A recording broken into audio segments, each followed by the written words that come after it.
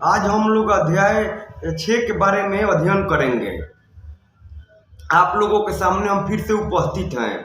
आज का शीर्षक है राज्य, राजा और एक प्राचीन गणराज्य। राज्य, राजा और एक प्राचीन गणराज्य। गणराज्य का मतलब होता है कि जहाँ पर कि शासक वंशानुगत न हो, उसको हम लोग गणराज्य बोलते हैं। और प्रश्न उठता है कि कुछ लोग शासक कैसे बने, माने शासक यानी कि राजा या शासक कैसे बने। लगभग 50 वर्षों से हम अपने शासकों का चुनाव मतदान के जरिए करते आ रहे हैं। मतलब देश का जब से आज़ादी हुआ तब से हम लोग मतदान के जरिए शासकों का चुनाव करते आ रहे हैं। लेकिन बहुत पहले लोग राजा कैसे बनते थे, शासक कैसे बनते थे। हमने अध्याय में यह पढ़ा कि कुछ राजा संभवतः जन आदमी लोगों द्वारा चुने जाते थे, परंतु करीब 3000 साल पहले राजा बनने की इस प्रक्रिया में कुछ परिवर्तन दिखाई दिए, यानी कि बदलाव हुए। कुछ लोग बड़े बड़े यज्ञों का आयोजन कर राजा के रूप में प्रतिष्ठित हो गए। अश्वमेध यज्ञ एक ऐसा आयोजन था। अश्वमेध यज्ञ मतलब होता है घोड़ा को छोड़ने वाला यज्ञ। अश्व मतलब घोड़ा होता है। इसमें एक घोड़े को राजा के लोगों की देखरेख में स्वतंत्र विचरण के लिए छोड़ दिया जाता है। विचरण मतलब घूमने के लिए। और इस घोड़े को किसी दूसरे राजा ने रोका तो वहाँ अश्वमेध यज्ञ करने वाले राजा से लड़ाई करनी पड़ती थी। अगर उन्होंने घोड़े को जाने दिया तो इसका मतलब ये होता था कि अश्वमेध यज्ञ वाले राजा उससे ज़्यादा शक्तिशाली यानी कि मजबूत था। इसके बाद उन राजाओं को यज्ञ में आमंत्रित किया जाता था, मतलब बुलाया जाता था। यह यज्ञ विशिष्ट पुरोहितों द्वारा संपन्न किया जाता। विशिष्ट पुरोहित मतलब राज्य के सबसे बड़े पुरोहित, राज पुरोहित। इसके लिए उन्हें उपहारों से सम्मानित किया जाता था। अश्वमेध यज्ञ करने वाला राजा बहुत शक्तिशाली माना जाता था, बहुत अधिक शक्तिशाली माना जाता था। यज्ञ में आमंत्रित सभी राजा उसके लिए उपहार लाते थे। इन सभी आयोजनों में राजा का मुख्य स्थान होता था। उस राजा का जिसने अपने घोड़ा को छोड़ा है उसे राज सिंहासन या बाघ की खाल के लिए विशेष आसन पर बैठाया जाता था। युद्ध क्षेत्र में राजा का सारथी ही उसका सहचर होता था। सारथी का मतलब चालक होता है, जो मतलब राजा के रथ को हाँकता है। यज्ञ के अवसर पर वह राजा के विजयों तथा अन्य गुणों का गान करता था, यानी उनके गुणों का बड़ाई करता था। राजा के सगे संबंधी मतलब परिवार के लोग, खासकर उनकी रानियां तथा पुत्रों को भी कई छोटे छोटे अनुष्ठान करने होते थे। अन्य सारे आमंत्रित राजाओं का काम सिर्फ बैठकर यज्ञ की प्रक्रिया को देखना भर था। राजा के ऊपर पुरोहित मतलब उनके ब्राह्मण, पुरोहित यानी कि राज पुरोहित, उनके ब्राह्मण पवित्र जल के छिड़काव के साथ साथ अन्य कई अनुष्ठान करता था। जैसे आज के समय में देखते हैं कि गंगाजल से किसी चीज को शुद्ध किया जाता है। विष अथवा वैश्य जैसे सामान्य लोग मतलब साधारण लोग उपहार लाते थे। पुरोहित उन्हें शूद्र मानते थे, मतलब ब्राह्मण लोग उन्हें शूद्र मानते थे। उन्हें कई अनुष्ठानों में शामिल नहीं किया जाता था। अब है वर्ण मतलब जाति। उस समय उत्तर भारत में खासकर गंगा जमुना क्षेत्र में, यानी कि गंगा जमुना का दुआब इसको कह सकते हैं, कई ग्रंथ रचे गए। ऋग्वेद के बाद रचित होने के कारण ये उत्तर वैदिक ग्रंथ कहलाते हैं। सबसे पहले जानते हैं कि सबसे पुराना वेद ऋग्वेद है। इसके अंतर्गत उसके बाद में सामवेद, यजुर्वेद और अथर्ववेद तथा अन्य ग्रंथ शामिल हैं। पुरोहितों द्वारा रचित इन ग्रंथों में विभिन्न प्रकार के अनुष्ठान और उसके संपादन की विधियां बताई गई है कि किस तरीके से होगा। इनमें सामाजिक नियमों के बारे में बताया गया है। उस समय समाज में कई समूह थे जिनमें पुरोहित, योद्धा, पुरोहित मतलब ब्राह्मण, योद्धा मतलब जो सैनिक लड़ाई लड़ते थे, पशुपालक माने पशुओं को जो पालते थे, व्यापारी मतलब जो व्यापार का शिल्पकार, जैसे कि शिल्पकार वो होते हैं जो कोई वस्तु बनाते हैं। कुम्हार हुए, बढ़ई हुए, लुहार हुए, ये लोग शिल्पकार में आते हैं। श्रमिक मतलब मजदूर, मछली पकड़ने वाले, मछुआरे तथा जंगल में रहने वाले लोग शामिल थे। यहाँ कुछ पुरोहित तथा योद्धा वैभवशाली थे। वैभवशाली का मतलब होता है संपन्न, धनी।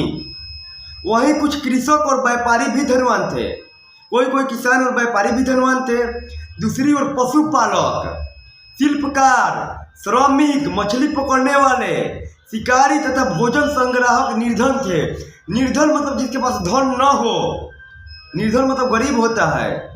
पुरोहितों ने लोगों को 4 वर्गों में विभाजित किया, मतलब बांटा।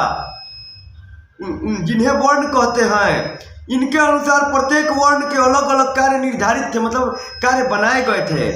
पहला वर्ण ब्राह्मणों का था, जिनका काम वेदों का अध्ययन, अध्यापन और यज्ञ कराना था, जिनके लिए उन्हें उपहार मिलता था। दूसरा स्थान शासकों का था, जो क्षत्रिय होते थे। इनका काम युद्ध करना और राज्य के लोगों की रक्षा करना। तीसरे स्थान पर 20 या वैश्य थे। इनमें कृषक, पशुपालक, व्यापारी आते थे। क्षत्रिय और वैश्य दोनों को ही यज्ञ करने का अधिकार प्राप्त था। वर्णों में अंतिम स्थान शूद्रों का था। इनका काम अन्य 3 वर्णों की सेवा करना था। अन्य 3 वर्ण मतलब ब्राह्मण, क्षत्रिय और वैश्य की। उन्हें कोई अनुष्ठान करने का अधिकार नहीं था।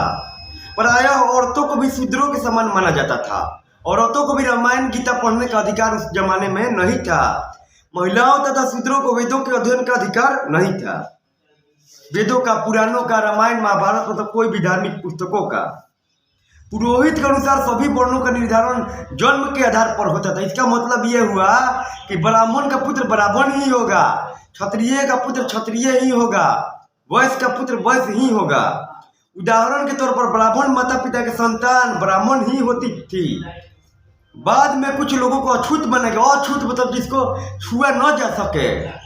अछूत वर्गों में कुछ शिल्पकार, शिकारी तथा भोजन संग्राहक शामिल थे। साथ ही इनमें वे लोग भी आते थे जो शवों को दफनाने या जलाने का काम करते थे। इन लोगों से संपर्क अपवित्र माना जाता था, मतलब इनसे छू जाने पर आपको स्नान करना पड़ेगा, गंगाजल से आपको धोना पड़ेगा। कई लोगों ने ब्राह्मणों द्वारा बनाई हुई वर्ण व्यवस्था को स्वीकार नहीं किया। कुछ राजा स्वयं को पुरोहितों से श्रेष्ठ मानते थे, कि मतलब सोचते थे कि हम लोग पुरोहित से भी बड़े हैं। कुछ लोग जन्म के आधार पर वर्ण निर्धारण सही नहीं मानते थे। उनका कहना था कि कर्म के आधार पर वर्ण का निर्धारण होना चाहिए। इसके अतिरिक्त कुछ लोग व्यवसाय के आधार पर लोगों के बीच भेदभाव उचित नहीं समझते थे, जबकि कुछ लोग चाहते थे कि अनुष्ठान संपन्न करने का अधिकार सबका हो, जैसे सबका बराबर का अधिकार हो। कई लोगों ने छुआछूत की आलोचना मतलब निंदा, शिकायत। इस उपमहाद्वीप के पूर्वोत्तर क्षेत्र जैसे कई इलाकों में सामाजिक आर्थिक असमानता बहुत कम थी। पूर्वोत्तर का क्षेत्र मतलब आसाम का क्षेत्र, असम सिक्किम का क्षेत्र को हम लोग पूर्वोत्तर भारत बोलते हैं। यहाँ पुरोहितों का प्रभाव भी बहुत सीमित था। सीमित मतलब कम था। जनपद, आज के जमाना में उत्तर प्रदेश में हम लोग जिला को जनपद भी कहते हैं, क्योंकि बिहार में अभी भी जिला ही बोला जाता है। महायज्ञों को करने वाले राजा अब जन के राजा न होकर जनपदों के राजा माने जाते थे। जनपद का शाब्दिक अर्थ जन के बसने की जगह होती है। जन यानी जनता के, लोगों के बसने की जगह होती है। पुरातत्वविदों ने इन जनपदों की कई बस्तियों की खुदाई की है। दिल्ली में पुराना किला, उत्तर प्रदेश में मेरठ के पास हस्तिनापुर जो पांडवों की राजधानी थी, पांडवों और कौरवों की राजधानी थी, और एटा के पास अंत रंजी खेड़ा इनमें प्रमुख है। खुदाई से पता चलता है कि झोपड़ियों में वे रहते थे और मवेशियों तथा अन्य जानवरों को पालते थे। वे गेहूं, चावल, धान, जौ, दालों, गन्ना, तिल तथा सरसों जैसे तिलहन फसलें उगाते थे। लोग मिट्टी के बर्तन भी बनाते थे। इनमें कुछ धूसर और कुछ लाल रंग के होते थे। इन पूरा स्थलों से कुछ विशेष प्रकार के बर्तन मिले हैं, जिन्हें चित्रित धूसर पात्र के रूप में जाना जाता है। जैसा कि इनके नाम से स्पष्ट है कि इन बर्तनों पर चित्रकारी की गई है। ये आमतौर पर सरल रेखाओं तथा ज्यामितीय आकृतियों के रूप में। ज्यामितीय आकृति मतलब चतुर्भुज जैसा, त्रिभुज जैसा, पंचभुज जैसा। आगे है महाजनपद, मतलब जो जनपद से भी बड़ा है वो क्या है, महाजनपद। करीब 2500 साल पहले कुछ जनपद अधिक महत्वपूर्ण हो गए। उन्हें महाजनपद कहा जाता था। अधिकतर महाजनपदों की एक राजधानी थी। जैसे बिहार में भी 3 महाजनपद थे, मगध, अंग और वज्जी। मगध की राजधानी राजगीर थी और वैशाली की राजधानी, वज्जी संघ की राजधानी वैशाली थी और अंग की राजधानी चंपा थी। अंग मतलब भागलपुर का इलाका।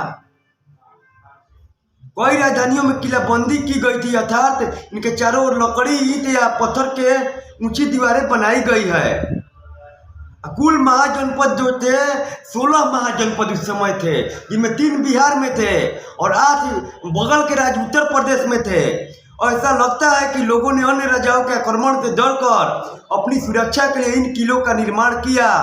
कुछ राजा अपनी राजधानी के चारों ओर विशाल, ऊंची और प्रभावशाली दीवार खड़ी कर अपनी समृद्धि और शक्ति का प्रदर्शन भी करते थे। समृद्धि मतलब अमीरी।